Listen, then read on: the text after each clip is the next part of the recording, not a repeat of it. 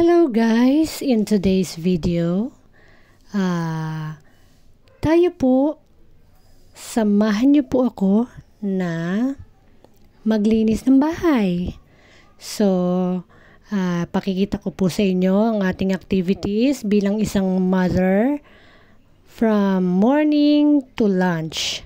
So, are you ready to see what I am doing at home? So, come and let's see. Magsimula na po tayo. Ayan, simulan po natin syempre ang araw sa pagwawalis. While ang aking bunso na si Gwen ay nagbe-breakfast, ako po ay magwawalis. Pero nakapatay po yung electric fan para hindi umaalimbukay yung mga winawalis ko kung saan-saan. So, kasi late na rin siyang nagising, kaya yan, naabutan na siya ng pagwawalis. Pero iniingatan naman natin na ang winawalis natin ay umalimbukay o mag-fly-fly everywhere. So, we make it sure na nandun lang sa lugar na yon yung ating winawalis. Kaya natin pinatay ang electric fan para hindi mag-fly-fly ang mga fur and hair na aking winawalis. So kayo po bilang parents, ano po ba yung una ninyong ginagawa in the morning? Kayo ba'y nagwawalis din? Yan. So magwalis na po tayo. Comment down below kung ano po yung una ninyong ginagawa para sa simula ng inyong araw. So, yan, nakapag-breakfast na po ako niyan. Nakapagligpit na rin ako ng higaan. So, yan, nagwawalis na tayo. So, ito naman ang pagwawalis naman dito sa aming bahay, sometimes ginagawa ko every other day. Sometimes, kapag ako'y sipag na sipag, every day. Pero talagang hate ko ang magwalis kasi nga, nag-aalimbukayan. Dahil ako ay may allergy, iniiwasan ko kahit papano yung magliparan yung winawalis. So, I found a solution na pwede naman palang magwalis. Basta patayin lang yung electric fan while you're sweeping the floor para naman hindi mo malanghap yung mga nagliliparang mga kung ano-ano dyan sa winawalis mo. So, that is one way how you clean your floor. Diba po? So, yung medyo lang, talagang iingatan mo lang talagang lumipad-lipad yung iyong winawalis. So, sometimes, inaabot din ng maraming araw bago tayo makapagwalis kasi nga, may mga ginagawa pa tayong iba. Sometimes, may mga pinapriority tayong mas importante. Kaya minsan, nananeglect natin yung ating pagwawalis. So, ang aking pagwawalis, hindi naman yan everyday. And sometimes or more often, na-forget. So, ayan yung ating mga cute na mga doggies na loyal companions natin everyday. Yan ang ating mga kasama natin sa araw-araw nating buhay. So, ayan. Kita nyo, si Bailey yon medyo alam mo na, buntis, laging nakahiga. Ito naman si Snow sa si Yoko, active na active. Si Shadow nandun, nagro-ronda na sa labas. So, 4 lang yan sila. So, madadagdagan sila dahil mga anak na tong si Bailey na aming buntis na dog. I hope na maging maganda yung pagbubuntis niya, panganganak niya. So, ayan, nagwalis na po tayo. At nalinis na natin, maliit lang naman yung ating space. Kaya mabilis lang siyang walisin. So, naman tayo, lalampaso naman tayo ng ating sahig. Para syempre, ma-disinfect kahit papaano. So, yung ating lampaso ay yung ating map ay hello Ate Gwen, yung ating map ay merong konting sabon at bleach para kahit paano pang disinfect na rin ng sahig.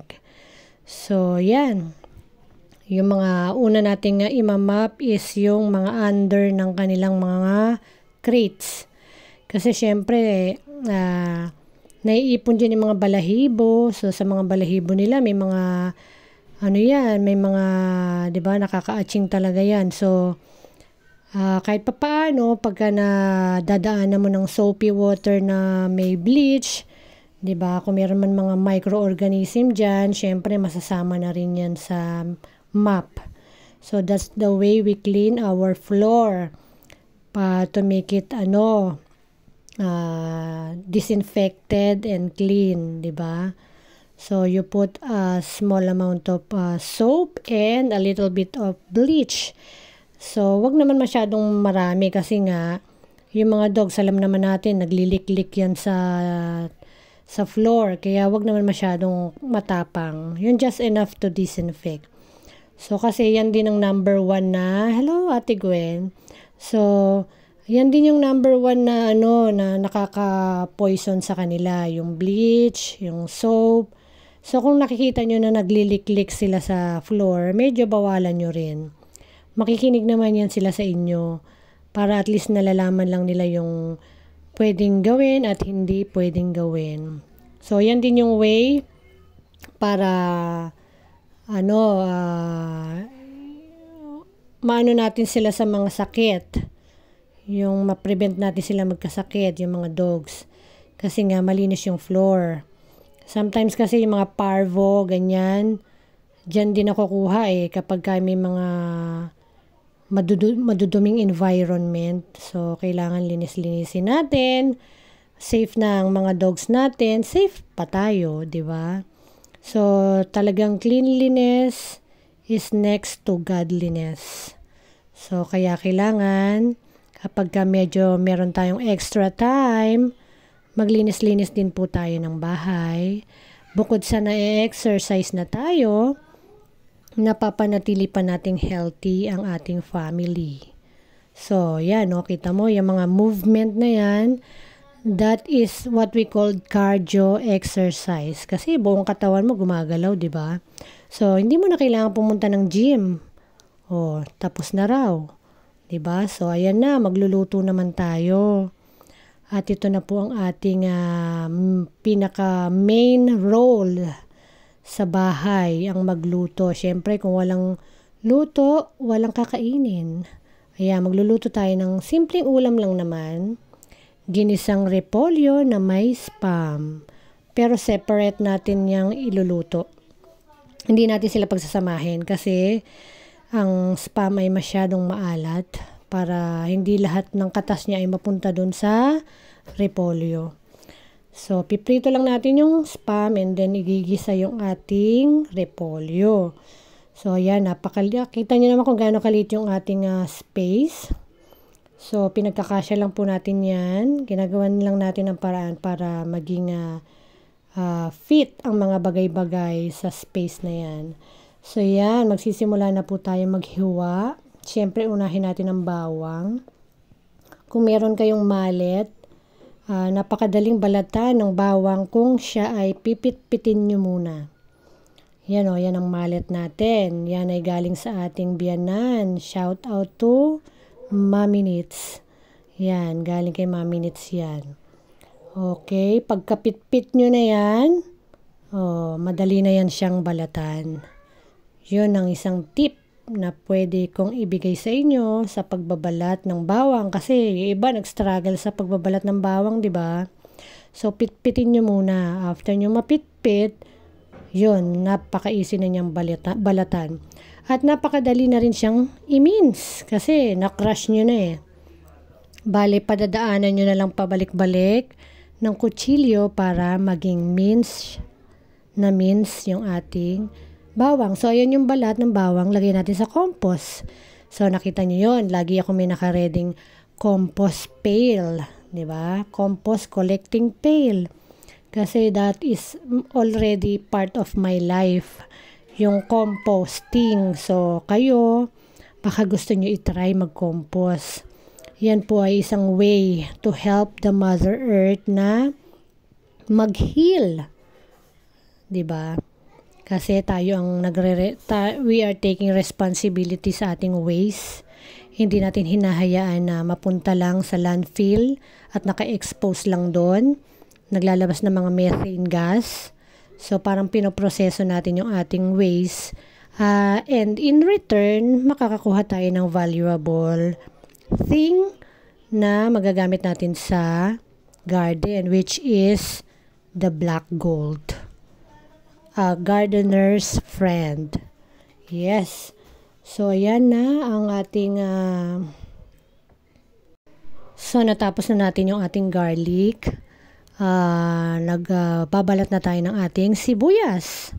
So, ang gagawin natin sa sibuyas, yan, direkta ko nang nilalagay yung kanyang peel dun sa compost. Yan yung mga pwede nating ilagay sa ating compost na regular nating tinatapon lang, na hindi natin alam na malaki palang may tutulong sa ating compost. Yes, so yan, hiwain lang natin ng maninipis, hindi natin yan imi-mince, hiwa lang. Just slice it thinly and it's done. So, ganun lang kasimple ating recipe. Napakadali lang. So, ayan naman yung ating kamatis. Siguro, baka 2 lang ilagay ko. Kasi malalaki naman yan. So, yan. Tatanggalan lang natin siya ng buto sa gitna. So, alam nyo naman, kung nagfa-follow kayo sa akin, yan. Lagi ko siyang kinakatasan, yung pinaka buto niya. So, meron na siyang katas. At, yung mismong lasa ng tomato, di ba? Nakukuha mo. So, hindi mo siya wini-waste, di ba? Hindi mo siya hinahayaang maging waste lang. So, kakatasin mo yan. Yan, lagi ako may naka-reading strainer, saka yung maliit na spoon na pang scoop dun sa mga seeds. So, yung seeds, pwede mong itanim. Or pwede mo rin itapon na lang. Up to you. Kung gusto mong magtanim ng kamatis, pwede. So, yan. Ako naman, pagka may tumubo nilalagay ko yan sa compost. So, kapag tumubo siya, sometimes binubuhay ko siya. Kanya lang kadalasan hindi siya na survive kasi hindi pa ako ganun kagaling sa pagpapatubo ng kamatis. Pero I have experience na sa harvest ng kamatis. Yung mga unang nakapag-harvest ako ng kamatis. Pailan-ilan nga lang. So, ngayon, ewan ko, parang hindi yata panahon na makapagpatubo. Siguro, lang din, experience lang din talaga. So, ayan na nga, pwede mong gawin dyan sa buto, katasan, and it's done. Sayang naman kasi yung katas ng buto, di ba? Okay, tanggalin mo yung buto kasi nakakabara-bara yan sa ating system. Hindi siya nire-required kainin kasi nga it causes blockage. So, tanggalin na lang natin, 'di ba? Ganun lang kasimple. Alam ko any kind of seed na may seed na bagay ay fruit or vegetable, much better kung tanggalin mo yung buto kasi nga hindi siya magandang i-consume. So, ayan na. Kakatasan lang po natin yung later, yung kamatis. So, ito yung ating tawag dito, repolyo. So, ang repolyo na yan ay hahatiin natin sa 4. So, yung 1/4 niyan, ibibigay natin sa mga doggies kasi favorite nila ang repolyo. So, itong ating mga doggies, parang siguro in past life nila, sila ay kambing. Kasi napaka-vegetarian nila. Ang dami nilang gustong gulay. So, isa yan sa gusto nila. Gustong-gusto talaga nila yan, repolyo. So, yung 1/4 niyan is ibibigay natin sa kanila. Ihahati-hatiin natin para sa kanila, sa kanilang 4. So, gustong-gusto nila yan. Ewan ko kung ano meron sa repolyo at gustong-gusto nila. So, roughly chop lang natin yan kasi panggisa lang naman yan. So, hindi kailangan ng magandang paghihiwa. Just roughly chop it for sauteing. So, ayan, tingnan nyo si Snow, abang na siya. Hindi na siya makapaghintay. Ang daming piranha. Yung matigas na part na yon, pwede mo yun i-compost. So, that will add nutrient sa yung compost. So, ayan na.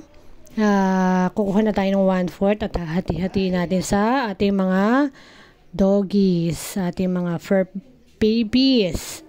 So, tayo ay magbibigay ng treat sa kanila habang tayo ay nagluluto. Ito yung isa sa mga ginagawa ko while cooking. Yan, may mga nakaabang na piranha sa ibaba. So, para matigil sila, yan, bigay na natin ang kanilang mga gusto. Gusto nila ng treat. So, ayan, para manahimik na sila sa buhay nila. Ayan, ang babait na mga yan, no? So, pagka yan, magbibigay na ako ng treat, makita mo sa kanila, sobrang saya nila, grabe. Para bang hindi mo pinapakain, nakakahiya. Itong mga baby ko na to, parang walang kabusugan, ang mga baby mong yan. Baby nating yan, so isa yan sa pwede nyo ibigay na treat sa kanila, raw cabbage. So, gustong-gusto nila yan. At yan ay healthy naman para sa kanila. Huwag lang sobra kasi nga baka magkaroon ng indigestion. Baka hindi sila matunawan. Yan. So, small pieces lang din per Make sure na small pieces, baka ma-choke naman sila pagka malalaki. So, yung makulit na yon, yung maliit, mas maliit na piece yon kasi nga mas maliit siya. So, ang pinaka-tame sa kanila is si Bailey, yan o. Tingnan mo yung tatlo, parang piranha, pero si Bailey, yung black and white, ang color, yan ang pinaka-tame. So, kaya napapansin nyo, hinahagis ko yung treat kasi nga, yan yung treat o. Kung magagawa nyo pang mas maliit doon, ganon, mas maliit. So, kung napapansin nyo, hinahagis ko yung treat kasi possible makagat ako. Kasi nga, masyado silang excited. May tendency na makagat ka. Kaya, ihagis na lang. So, pero kay Bailey, kahit gaano ka-excited yan, tame na tame yan. Hindi ka niyan makakagat. Sobrang gentle niya kumain nung treat na ibinibigay mo. Compare sa tatlong makukulit na to, na tatlong piranha na to, may mga chances talaga na makagat ka nila. Kaya ihagis na lang talaga. So after naman yan, okay na. Mananahimik na yan sila pag alam nila na okay na nakuha na nila yung kanilang treat. So wag mo na silang kausapin, wag mo na silang tingnan, at syempre wag mo silang hawakan. Yun ang way para ipaalam mo sa kanila na you're done and it's time to behave. Yun. Kaya nga, ang mga dogs talagang alam nila ang ang tawag dito, alam nila kung ikaw ay handang interact sa kanila. Nararamdaman nila yon. So, kailangan may mga ipaparamdam kanila sa kanilang mga hand gestures para malaman nila na enough na. So, wag mo na silang kausapin, wag mo silang tingnan, wag mo silang hawakan. Yun, malalaman nila na okay na. Okay. So, halika, tuloy na tayo sa paghihiwa ng ating repolyo. Mabilis lang to, sobrang bilis lang. Ganyan lang. Ito yung mga recipe na pwede mong gawin ng mabilisan na hindi kailangan ng masyadong maraming kaalaman. So, sa mga beginners, isa ito sa pwede nyong lutuin. Saute lang, bawang, sibuyas, kamatis, and repolyo. As easy as 1, 2, 3. Yun. So, hindi pa rin tumitigil si Snow. Hindi pa rin siya nawawala ng pag-asa. Yan yung dog na nasa tabi ko. At umaasa pa rin siya na may kasunod pa.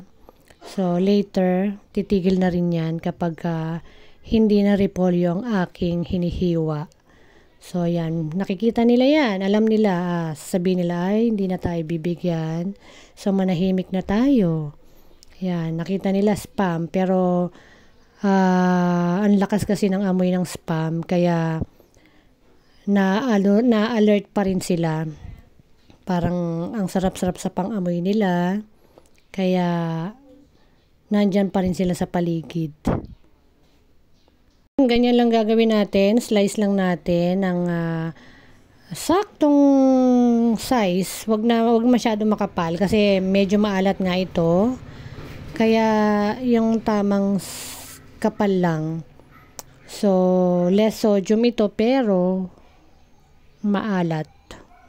So, kaya hinay-hinay din sa pag-consume ng ganitong pagkain. Masarap pero hindi masyadong healthy. Okay? So, yan na. Tapos na natin hiwain. At magsisimula na tayong magluto. Okay. Lagyan muna natin ng tubig yung ating kamatis. At katas-katasan natin bago matapos ang lahat. Kasi isa yan sa isasabaw natin later sa ating igigisang repolyo. So, yan. Sana ba nawawala yung aking mahiwagang kutsara na maliit. Yung yan na nakita ko na. Katas-katasan lang natin ng ganyan. Sobrang dali lang. Para yung katas mismo ng kamatis ay nandyan pa rin. Di ba po? Saka yung health benefits niya nandyan. Hindi mo siya basta tinapon lang, di ba? So, yan na. Magluluto na tayo after nyan. So, that's part of my daily routine, magluto for the family. So, yan. And we're done. Next step is cooking. After preparing all the ingredients, we are now going to cook. So, ito pong ating munting kusina. Pagpasensyahan nyo na. At hindi siya ganun kalaki. Pero nakakagalaw naman tayo ng maayos. At ayan ang saya natin, 'di ba? Yan yung ating mga igigisa. Simulan na natin. Ganun lang kasimple. Okay, lakas natin muna yung apoy. Pero wag masyadong malakas. Saktong lakas lang. Kailangan lang mainit yung mantika para para maluto yung igigisa natin, 'di ba? Ganon. Okay, sautein natin ng slight. Huwag natin susunugin, alam nyo na 'yan. Pag sinunog, sunog din yung nutrient. Wala nang natira. Okay. So, saka hindi rin naman masarap yung lasa ng mapait. 'Di ba? Bukod sa nasunog mo na, namatay na yung sustansya, mapait pa. So, wag natin sunugin. Okay, yan lang po yung ating get up pag nasa bahay. Medyo loose shirt lang, yan. Alam nyo naman, inang-ina ang ating outfit. Yan, kung ano yung mga comfortable isuot, syempre, yan ang ating outfit of the day. Yan, ginisa na natin yung ating kamatis. So, bawang sibuyas kamatis. Napakabilis lang, di ba? Isusunod na natin dyan yung ating repolyo. Ang napakasustansyang repolyo. Cruciferous vegetable that is high in vitamins and minerals. Yan. So, simpleng ulam, pero masustansya. Di po ba? So, ang konti na lang pampalasa na ilalagay natin kasi nga, yung ating spam ay maalat na. So, konti lang talaga ilalagay natin na pangpalasa para hindi naman masobrahan tayo sa alat. Alam nyo na. Ang tawag doon, yung sakit na na ginagamot sa alat. Ano nga ba yun? Basta, yun na yun. So, para makaiwas tayo sa mga sakit sa bato, diba? Medyo aware dapat tayo sa salt na tinitake natin para iwas sakit, iwas gastos. Ayun, yun pala yung ilalagay natin, patis. So, lagyan natin ng konting patis para lang mai-enhance yung lasa ng ating niluluto. Siguro 1 tablespoon ang nilagay ko. Diba? Lagyan din natin ng paminta, pamintang durog. Alam nyo na, laging may ganyan ang ating lutuin kasi nakakapagpasarap naman talaga siya.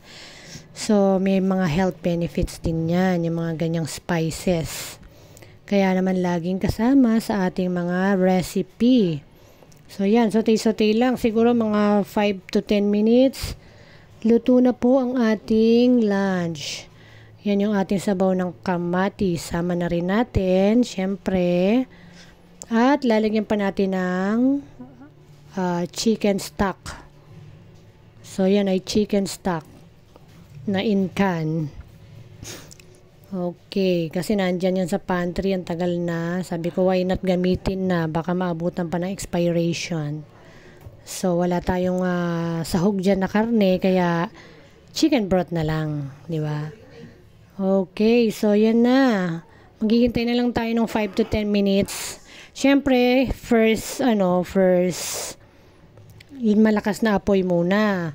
Tapos, then after, simmering na. So, it's up to you kung gusto nyong stir fry or simmer.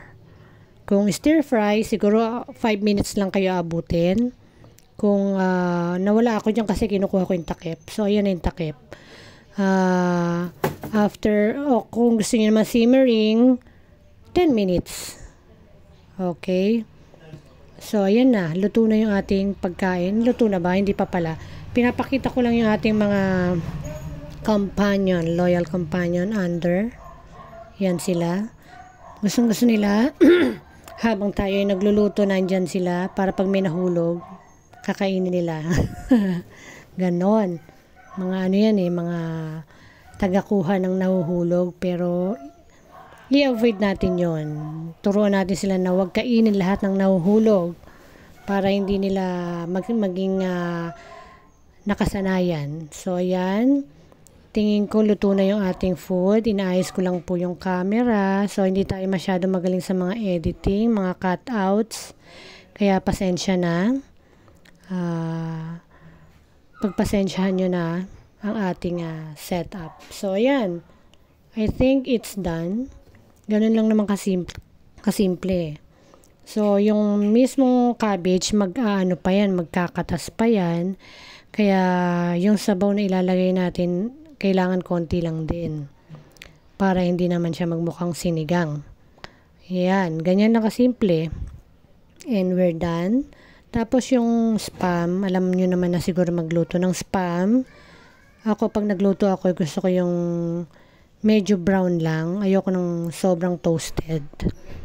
Siguro mga 1 to 1.5 minutes, okay na yon each side. So, yan. Ayan na yung ating lutong sauteed cabbage. Yan. Parang natin yan, gulay na ipapartner sa ating spam. So, let's eat, guys. Yan na, kain na tayo. Diba? Simpleng ulam, simpleng pagkain na pagsasaluhan ng ating family. So, yan yung ating natitirang ulam, ating kanin, at ang ating, hindi natin pinirito lahat yung spam kasi panggabi yung iba. So, may konting saging. Yan ang ating setup sa ating table. Yan, kasama namin ng mga kasirola pag kumakain kasi para madaling kumuha, di ba? Pag gusto pa. So, ayan, meron tayong mga audience dyan habang kumakain. Pagala-gala lang sila dyan. Gusto lumabas nitong makulit na to. At meron namang papasok. Kung may lalabas, may papasok. Yan nagdalawang isip. So, meron yatang tao sa labas at yan, nagkakakahol silang lahat. Kapag may tao sa labas, asahan mo sila, joint forces talaga yan sila. Lahat sila magkakahulan. Kaya nga dog pack. Kung ano yung ginawa ng isa, gagawin ng lahat. Kaya pagka may mga tao, pag kumahol ang isa, kahol ang lahat. So balik na tayo. Kain na tayo habang nanonood kay Ninong Rai. Shout out kay Ninong Rai. Favorite ko yan pinapanood. So ayan yung ating meal. Simple pero masarap. So, parang pinahealthy na lang din natin yung ating dish na spam sa pamamagitan ng pagsama ng sauteed, tawag dyan, sauteed cabbage. Diba? Kasi kung spam lang kakainin mo, hindi naman healthy yon. Although masarap siya, but kailangan mo siyang partneran ng makaka-healthy sa kanya. So, diba? Yan yung ating lunch of the day. Sobrang easy lang iluto. Sobrang sarap. Masustansya kahit papaano. So, yan na. May nangyari. May nahulog. Kaya tumigil na muna ako sa aking pagkain. So, yan. Ayos na namin yung nahulog. At ito ang masasaksihan mo while you're eating. Yan Sa under the table may natutulog na buntis. Si Bailey. Ang aming pinakamabait na dog, sobrang tame. Yan ang mga makikita mo habang ikaw ay kumakain. At ito pa, meron pang isa, meron pang daga doon. Yan ang mga magagandang tanawin na makikita mo while you're eating. Diba? So, yan. Na mga abangers yan hinihintay na matapos kang kumain. Baka meron kang ibibigay na treat sa kanila, kaya nandyan sila sa palipaligid. Yun, natapos na nga tayong kumain at maghuhugas na tayo ng napakaraming pinggan. At yung mga pinagagawaan natin kanina while preparing the ingredients, andyan na rin, kasama na. So, yan ang ating compost. Puno na. Later, ilalagay na natin yan dun sa ating compost bin. So, yan. Yan ang ating trabaho sa araw-araw. At nahugasan na nga po natin. Tapos na ang ating hugasan. Yun, Tapos na ang ating maraming hugasan kanina. Ganun lang kasimple, ganun lang kabilis. At yun, may tulog na naman pong buntis. Parang tao rin sila. Pag buntis, laging tulog. Yan. Sige, matulog ka lang dyan, Bailey, ha? Sweet dreams. So, yan na. Siesta time na. Kasi tapos na rin niyang kumain 3 times a day din niya siya kumain. Kaya, siesta na siya ngayon. Tingnan natin ang mga dog sa labas. Kung ano ang kaganapan, yun, pumasok na si Snow. Si Yoko, matutulog na rin yan. Kasi nga hapon na ay after eating, busog na sila. Nap time na nila. So, yan po ang ating life from morning to lunch. I hope you learned something. Yan na po ang ating si Shadow, tambay pa rin. Inaabangan niya yung daga. May nakikita kasi siyang daga dyan. Yung kanyang best friend. So, mamaya, papasok na rin yan para matulog. So, I hope you learned something and see you on the next one. God bless. Bye! So, ayan yung ating garden. Tingnan ko kung nandyan yung kaibigan niyang daga. So, wala siya ngayon.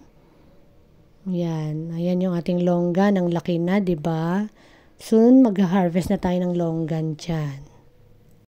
Thanks for watching again. Bye, everyone. Uy, makapal na rin yung ivy gourd. Goodbye, everyone. Bye. See you on the next one. God bless.